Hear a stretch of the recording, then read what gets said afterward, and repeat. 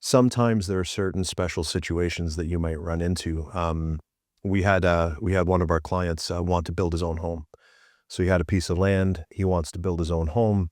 The land is worth something, and as the house gets built, the values change. But he found it really difficult to get borrowing, and it wasn't until I introduced him to one of the vine brokers Yeah. that he was able to say, "Hey, look, you know what? There's this place that has this option. There's this place that has that option." Was able to set him up very, very well.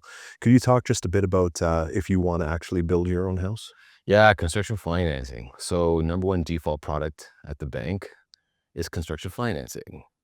So guess how the banks feel about construction financing? If they know that the probability of default is higher than anything else, they tend to be a lot more conservative.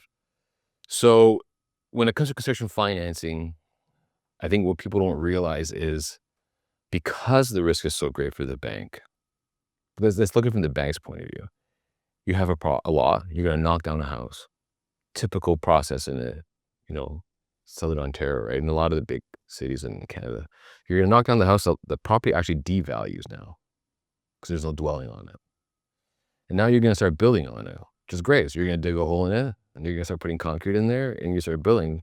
But if you don't finish the project, what am with? I'm with a skeleton on an incomplete lot. So who's going to buy from you now as a lender? Foreclosing on a project like that is a nightmare. So the lender looks at that and says, I need to make sure that you have not just enough capital, a surplus of capital. Because when you build a home, what happens with budgets? Everything goes overruns. So most lenders will add about a 10 to 15% overrun, right? But they also look at that and they go, well, if there's an overrun, there's risk that the person who's doing the construction, that there's an issue with, like there's a conflict with them, they run off, they don't finish the project properly, and now you're stuck because you gave them deposits and that money's gone. So the banks look all these different risks that they can't control, and I think a lot of consumers don't realize is they get an estimate from somebody who's going to do their work for them, and they're asking for draws on like a set schedule every 2 weeks or every month or whatever. Well, the bank won't do that. The bank is like, I will give you the money and I'll release the money after the equity has been created. You pour your foundations, the value goes up, I will give you the money for the foundations, less the 30% you have to put in or 20% or whatever the case is. They're always behind. They're never ahead of the schedule. So as an individual, to get a construction financing at a lender, you need a lot of capital.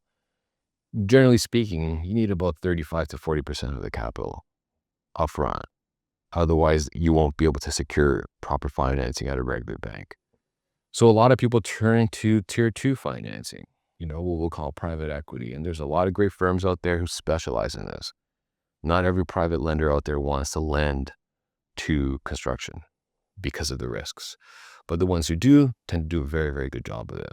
And they're a lot more relaxed about their schedules. They're prepared to work on real value, on a loan to value that makes more sense. So you maybe have to put in 20% of the capital or 25% of the capital. And then they'll follow you along your journey.